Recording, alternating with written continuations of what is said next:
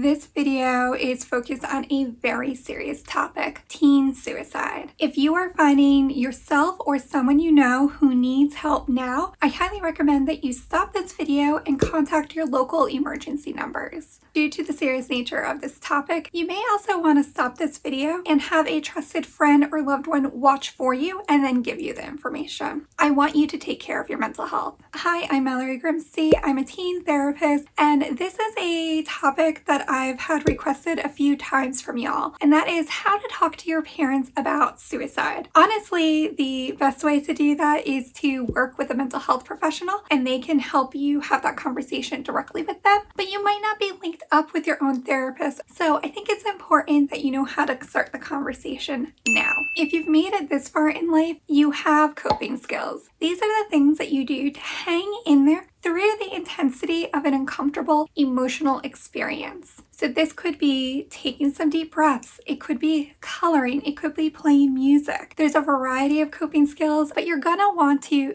make use of your coping skills before, during, and after the conversation with your parents, because talking about this stuff is emotional. It can be really intense. It can feel really scary, not just for you, but for your parents as well. Before you go in, write it down. Write down exactly how you're feeling, exactly what it is that you want to say, and what you need from your parents in order to feel differently. When you write it down in a letter, what's really helpful about this is that if you do start to become emotional or your parents become emotional, we don't have full access of our logical processing part of our brain right here. So what happens is we call this flooding, because there's all sorts of things that are flooding this part of your brain, which means that you're not able to hold on to and retain logical information at that time. So having a letter that you can actually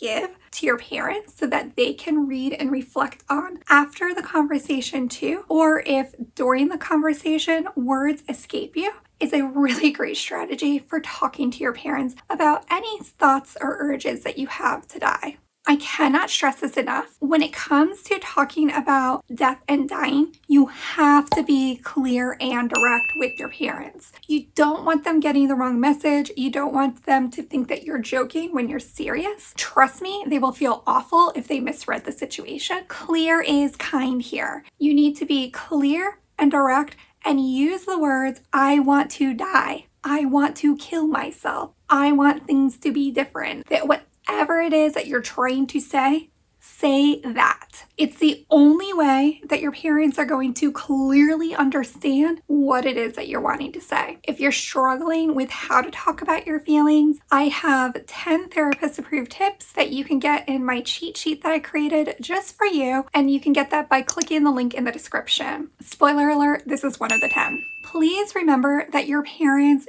do love and care about you. They wouldn't keep being your parents and taking care of you if they didn't. The way that they show and express that love might not be the way that you prefer or that you would be most apt to receive it, but they're doing the best they can. They're human beings too. So if they get angry, if they start calling names, if they start laughing, we all have all sorts of defense mechanisms that kick into gear when we're feeling emotionally unsafe. And hearing that your kid wants to die can make you feel really emotionally unsafe. So be kind and gentle and know that their reaction is just a reflection of how much they love and care about you, even if it's misguided and even if it's not helpful. And you gotta keep talking about this. This is never a one and done conversation, especially with these sort of situations. You want to keep the conversation going. You may have been struggling and dealing with this for a very long time, possibly even years, but to your parents, this may be new information. So it might take some time to marinate and settle in before they fully understand what's going on. Now that you know how to have this conversation with your parents, you might be wondering what coping strategies should you use to hang in there. I've got 4 DBT crisis survival skills that you can check out in this video right over here. I hope that you found this information useful and helpful, and if you did, please share it. You never know who you could be helping. Thanks for watching.